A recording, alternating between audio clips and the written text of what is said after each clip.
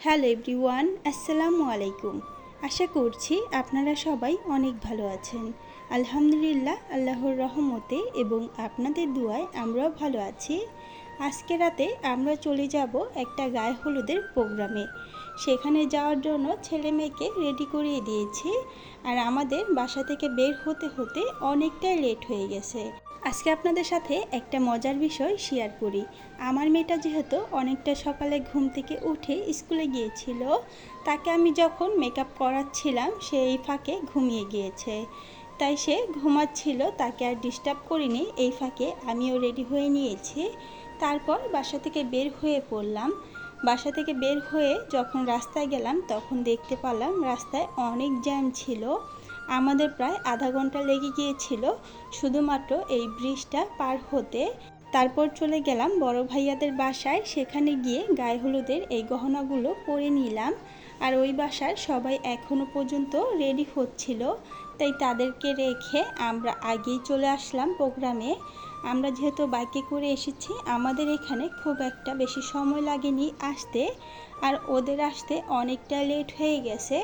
যাই হোক, এখানে আসার পর ঘড়ির টাইম দেখতে পারলাম প্রায় 11:30 বেজে গেছে। এখনও প্রোগ্রাম শুরু হয়নি। আমরা এসে অনেকটা সময় এইভাবেই বসে রইলাম। এক এক করে সব মানুষজন আসছিল। এই অনুষ্ঠানটা যেহেতু পুরান ঢাকায় হয়েছে, পুরান ঢাকার মানুষেরা সারা রাত জেগে অনুষ্ঠান করে থাকে, তাই তাদের কাছে এতটুকু সময় কিছুই না। যাই হোক, অবশেষে অনুষ্ঠানটা শুরু হতে যাচ্ছে। যার গায়ে হলুদ তাকে এখন আনা হলো, তাকে স্টেজে বসিয়ে দেওয়া হবে। তার আগে স্টেজ সাজানোর জন্য সব ধরনের খাবারগুলো একজন একজন করে সবাই নিয়ে আসছিল। আর তাদের পিছনেই চলে আসলো অনুষ্ঠানের মেন আকর্ষণ, যাকে ঘিরে এত আয়োজন। মাশাআল্লাহ, তাকে অনেক সুন্দর লাগছিল। আর আমার ছেলে মেয়ে বসে তো দুষ্টামি শুরু করে দিয়েছে। এখানে তারা দুই ভাই বোন ঝগড়া করছিল। আর আমার ছেলেটা তার বাবার পিছু ছাড়ছিলই না, বারবার দেখছিল তার পাশে তার বাবা আছে কি না। সে অনেকটা সময় তার বাবার সাথেই থেকেছে। আর আমি আমার মেয়েকে নিয়ে বসেছিলাম। তারপর এখানে প্রোগ্রাম শুরু হয়ে গেল।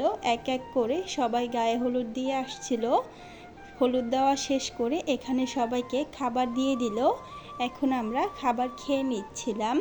আর হলুদ দেওয়া কিন্তু এখনও কয়েকজন বাকি ছিল, তাই ছেলেটাকে বসিয়ে রেখেছে। সবাই যখন হলুদ দেওয়া শেষ করে নিবে তখন এগুলো সরিয়ে ফেলবে। এখানে সবাই নাচানাচি করবে। আর এই অনুষ্ঠানটা করা হয়েছিল একটা স্কুলে। হলুদ দেওয়া শেষ করে সব কিছু ওখান থেকে সরিয়ে নিয়েছে। এখন সবাই নাচ শুরু করে দিয়েছে। এখানে বাচ্চারা নাচছিল, আমার মেয়েটাও নাচ করছিল। সে তো প্রথমত এখানে নাচতে যেতে চায়নি, সবাই জোর করার কারণে তারপর সে গিয়েছে। সে নাচতে অনেক লজ্জা পাচ্ছিল। তারপর এখানে অনেকজনই অনেক সুন্দর করে নাচানাচি করে, সবার নাচই অনেক সুন্দর হয়েছিল। এখানে নাচ দেখতে দেখতে প্রায় রাত 3টা বেজে গিয়েছে। আমরা বাসায় চলে যাব। আর এদিকে আমার হাজবেন্ড আমার ছেলেটাকে তার ফুপুর কাছে দিয়ে আমার ছেলের জন্য গরম পানি আনতে গিয়েছে। যেহেতু আমরা এসেছিলাম, আসার পর থেকে আমার ছেলেটাকে তেমন কিছুই খাওয়ানো হয়নি, আর তার অনেক ক্ষুধা লেগে গেছে, তাই তাকে একটু ফর্মুলা দুধ খাইয়ে নিয়েছি। এখন আমরা অনুষ্ঠান থেকে বের হয়ে পড়লাম। সবাই কিন্তু নাচানাচি করছিল, এখানে অনেক লোক ছিল। কিন্তু আমরা এখন চলে যাব, যেহেতু বাচ্চাদেরও অনেক ঘুম ধরে গেছে।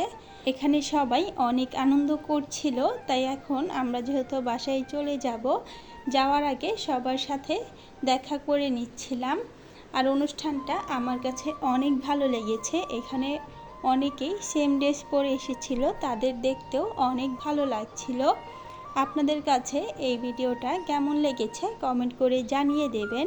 আর ভিডিওটি যদি ভালো লেগে থাকে একটি লাইক দিয়ে দেবেন।